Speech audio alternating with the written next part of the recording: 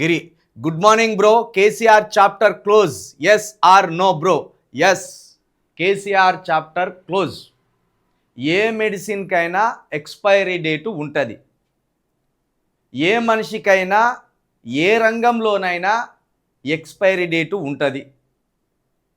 అది కేసీఆర్కైనా ఇంకో వ్యక్తికైనా. కాబట్టి కేసీఆర్ గారి హవా రాజకీయాల్లో ముగిసినట్టే.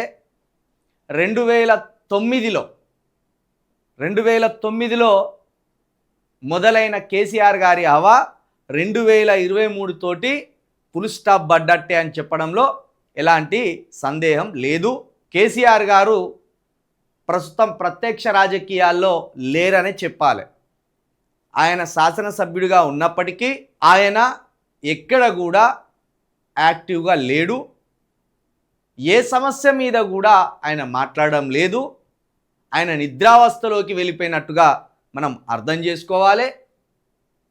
ఆయన పేరును ఉచ్చరించినంత మాత్రాన కేసీఆర్ గారు ఇప్పుడు ప్రస్తుతం యాక్టివ్ రాజకీయాల్లో ఉన్నట్టు, యాక్టివ్ రాజకీయాల్లో ప్రముఖమైన పాత్ర పోషిస్తున్నట్టుగా కూడా మనము అనుకోవడానికి వీల్లేదు.